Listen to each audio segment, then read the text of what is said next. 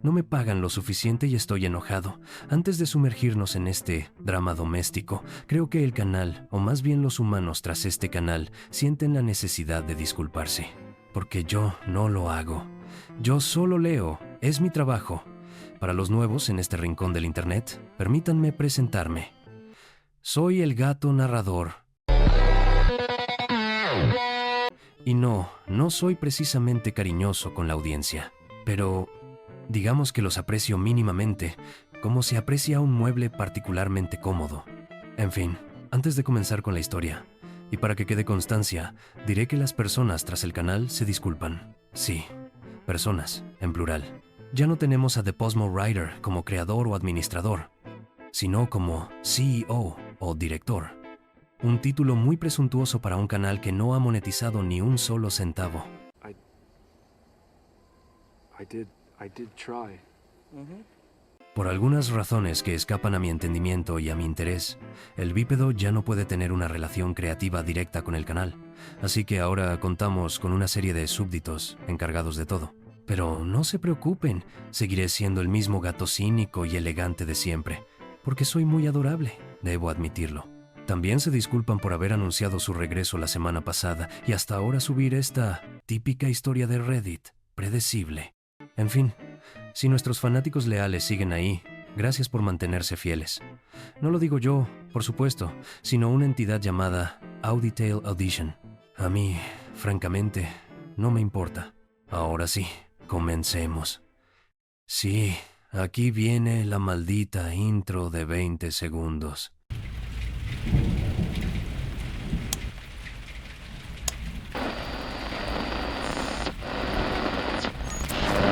Ha sintonizado El Gato Narrador, historias dramáticas para humanos. Hoy leeremos. Mi suegra falsificó una prueba de ADN para acusarme de infiel, pero terminó probando que mi esposo no es hijo de su padre. No sé muy bien cómo empezar a contar esto. Parece una de esas telenovelas de la tarde que mi abuela solía ver, de esas que uno piensa que jamás podrían ocurrir en la vida real, pero me ocurrió a mí. Y la verdad, por más dolorosa y destructiva que fue, también fue liberadora. Esta es la historia de cómo la mujer que intentó destruir mi vida terminó aniquilando la suya con su propio veneno. Todo comenzó en el día más feliz de mi vida hasta ese momento. El bautizo de mi hijo, Leo. El salón estaba lleno de luz, globos blancos y dorados, y el murmullo alegre de amigos y familiares. Yo sostenía a mi bebé, que con sus 3 meses de vida parecía un angelito dormido en su ropón de lino. Mi esposo, Carlos, estaba a mi lado, con una sonrisa que iluminaba todo el lugar. Éramos la imagen perfecta de una familia feliz, o eso creía yo. Su madre, Elena, nunca me había querido. Para ella, yo era la chica de barrio que le había robado a su príncipe, el hijo perfecto de una familia adinerada y con nombre.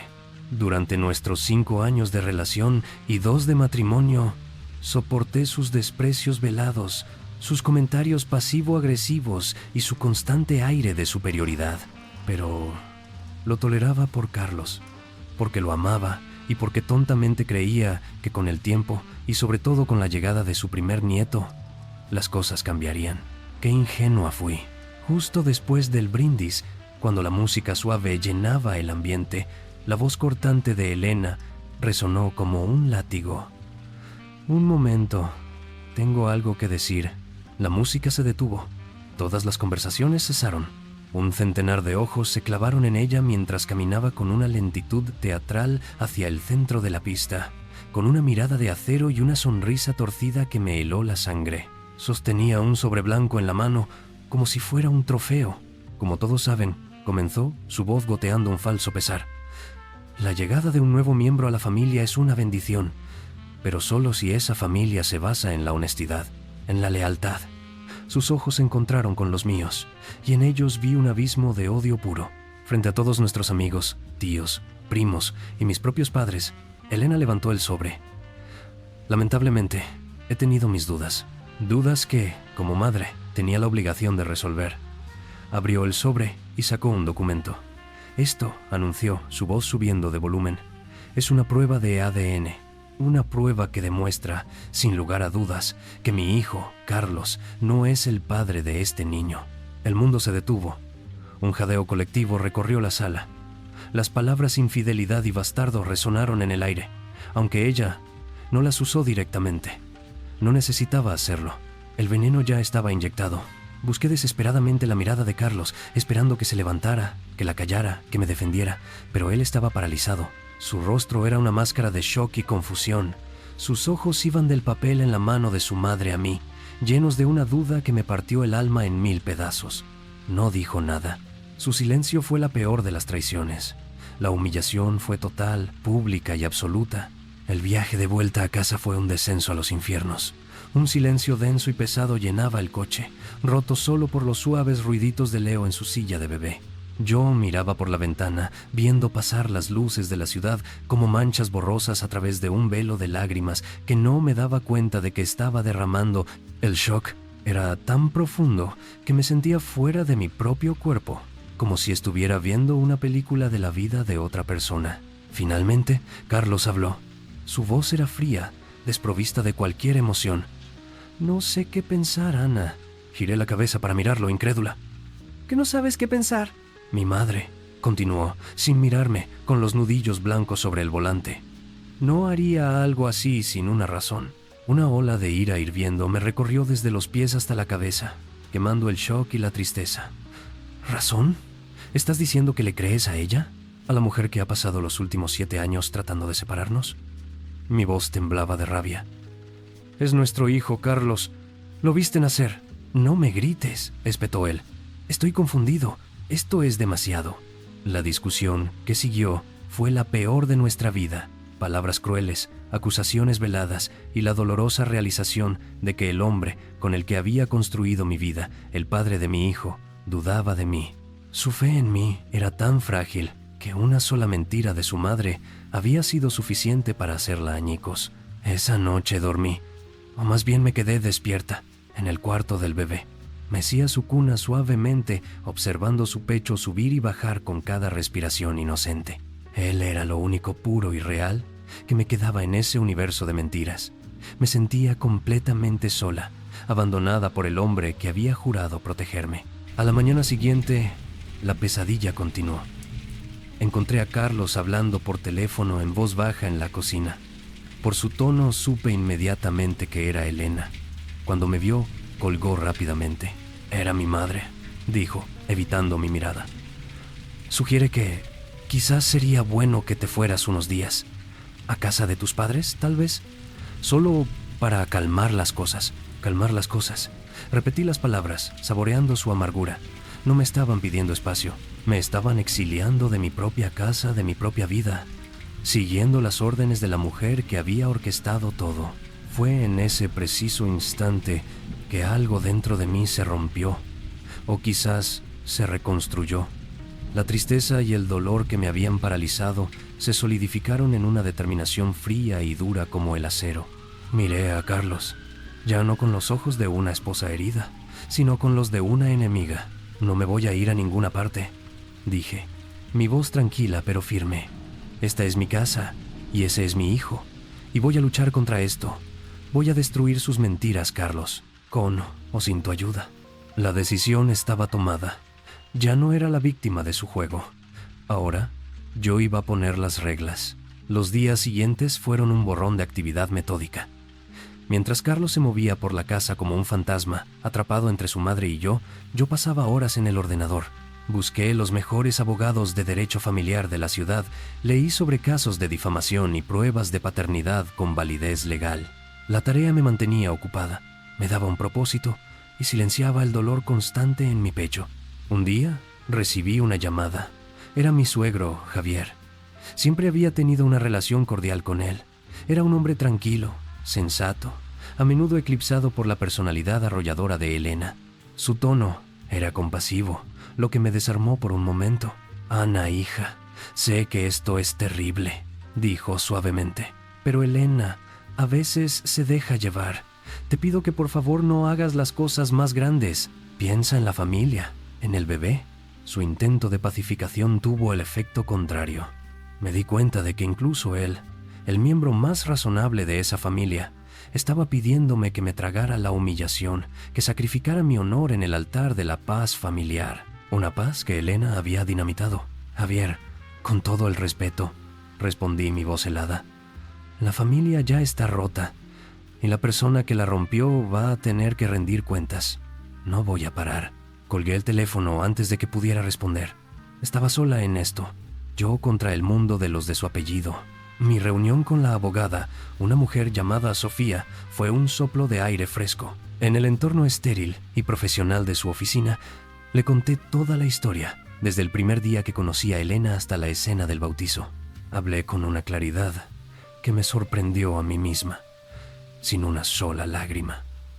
Cuando terminé, Sofía me miró con una mezcla de empatía y admiración.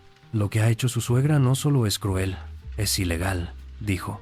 Podemos demandarla por difamación, pero lo primero es lo primero. Necesitamos una prueba de ADN irrefutable, con total cadena de custodia legal, una que ni el mejor abogado de su madre pueda cuestionar. Mientras explicaba el procedimiento, una idea audaz, casi maliciosa, comenzó a formarse en mi mente. Era un pensamiento nacido de la ira y de una intuición que no podía explicar. Abogada, la interrumpí. ¿Podemos insistir en que el padre de Carlos, Javier, también participe en la prueba? Sofía enarcó una ceja. ¿El abuelo? Legalmente no es necesario. La prueba entre el presunto padre y el niño es suficiente. Lo sé, insistí. Pero quiero establecer un linaje paterno irrefutable. Quiero que sea tan abrumadoramente claro que Elena no tenga ni un solo resquicio por donde escapar. Quiero que se trague cada una de sus palabras frente a un resultado que no solo involucre a su hijo, sino también a su esposo. Sofía me estudió por un momento, y una leve sonrisa apareció en sus labios. Eso es, agresivo, Ana, y brillante. En ese momento la balanza de poder cambió. Ya no estaba simplemente defendiéndome, estaba contraatacando, y mi instinto me decía que había elegido el arma perfecta para hacerlo. Era un movimiento de jaque, aunque en ese momento no tenía ni idea de a quién le estaba dando mate. Le comuniqué mi decisión a Carlos esa misma noche. No como una pregunta, sino como un ultimátum. Mañana mi abogada se pondrá en contacto con vosotros. Exigimos una nueva prueba de ADN. Participaremos yo, Leo, tú y tu padre. Carlos se quedó sin palabras, su rostro pálido. Solo pudo asentir. Unos minutos después su teléfono sonó. Era Elena, por supuesto. No podía escuchar lo que decía, pero sí escuchaba la voz de Carlos, llena de frases tensas como «Mamá, cálmate. Es su derecho, no podemos negarnos. No lo sé, mamá, no lo sé». La tensión en su rostro era palpable. Parecía un niño atrapado en medio de un divorcio. Cuando colgó, se volvió hacia mí, visiblemente alterado. «Mi padre ha aceptado. Dice que está harto de este circo y quiere terminar con esto de una vez por todas». La reacción de pánico de Elena, transmitida a través de la agitación de Carlos, fue la primera bandera roja. La primera señal inequívoca de que mi movimiento, mi exigencia agresiva y brillante, había tocado un nervio que no esperaba. Algo en mi plan la aterrorizaba, y no era solo la perspectiva de quedar como una mentirosa. Era algo más. El día de la toma de muestras fue surrealista. Nos encontramos los 4 en un laboratorio clínico privado. El ambiente era frío, silencioso, cargado de una hostilidad que casi se podía cortar con un cuchillo. Yo me concentré en Leo, en su calor, en su olor a bebé, mi ancla en medio de la tormenta. Mientras esperábamos, observaba a mis suegros. Elena evitaba la mirada de todos, sentada rígidamente en su silla, con la cartera apretada en su regazo. Javier, por otro lado, no le quitaba los ojos de encima. La miraba fijamente, con una expresión extraña que no pude descifrar. Una mezcla de ira, duda y un cansancio profundo. En un momento, mientras Carlos estaba firmando unos papeles, Elena se levantó bruscamente y pasó a mi lado. Se inclinó y me siseó al oído, con un veneno que me erizó la piel. «Disfruta de tu pequeño circo, niñata.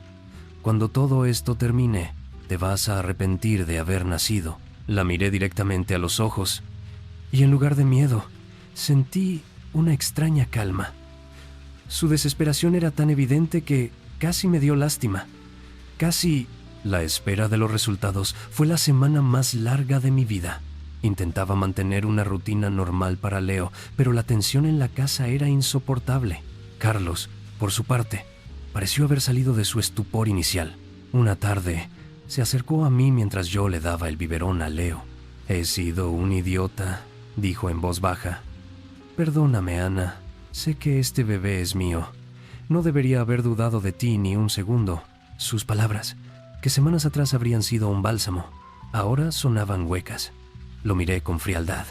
«No se trata de lo que sabes ahora, Carlos. Se trata de que no lo supiste cuando importaba, cuando un hombre debe defender a su esposa y a su hijo. Tu fe no significaba nada en el momento de la verdad». Me levanté y me fui, dejándolo solo en la sala. La herida era demasiado profunda para una simple disculpa. Ganar la batalla legal no iba a reparar la fractura de nuestra confianza. 2 días antes de que llegaran los resultados, ocurrió algo inesperado. Javier se presentó en casa sin avisar. Trajo un pequeño sonajero de plata para Leo. Se sentó en el sofá y se quedó un largo rato en silencio, simplemente observando a su nieto jugar en su mantita. Luego me miró, y sus ojos parecían viejos y cansados. «Hiciste lo correcto, Ana», dijo en voz baja, casi en un susurro. A veces hay que sacudir el árbol para que caiga la fruta podrida». Me quedé helada. No estaba hablando de mí, no estaba hablando de mi supuesta infidelidad. Me di cuenta en ese instante de que Javier sospechaba de su propia esposa. La frase no era una simple metáfora, era una declaración de guerra encubierta. Y yo, sin saberlo, le había proporcionado el arma. Tenía un aliado, uno muy poderoso. Esa noche no pude dormir. La frase de Javier, fruta podrida, resonaba en mi cabeza. Me levanté y, por un impulso, empecé a revisar viejos álbumes de fotos de la familia de Carlos. Buscaba algo, aunque no sabía qué. Pasé páginas de cumpleaños, vacaciones, navidades, y entonces la encontré. Una foto de Carlos en su adolescencia, de pie junto a Elena en una playa. Ambos sonreían a la cámara, y por primera vez lo vi. Realmente lo vi. Carlos no se parecía en nada a Javier. Tenía los ojos de su madre, su sonrisa, pero su estructura ósea, la forma de su mandíbula, su complexión. No había ni un rastro de Javier en él. Una idea loca, monstruosa y aterradora cruzó mi mente. Una idea tan enorme que me dejó sin aliento. ¿Y si el problema nunca había sido la paternidad de mi bebé? ¿Y si la mentira original, la fruta podrida, era la paternidad de mi propio esposo? Los 2 días siguientes viví en una especie de neblina paranoica. Intentaba desechar la idea, diciéndome a sí misma que el estrés me estaba haciendo imaginar cosas, pero no podía evitarlo.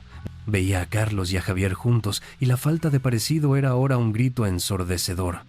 Sus gestos, sus temperamentos, todo era diferente. La tarde antes de la llamada de la abogada, ocurrió la confirmación silenciosa. Estábamos los 4 en el salón de la casa de mis suegros. Yo observaba a Carlos hablando con Javier. Elena entró desde la cocina, y su mirada siguió la mía. Vio que los estaba observando a los dos.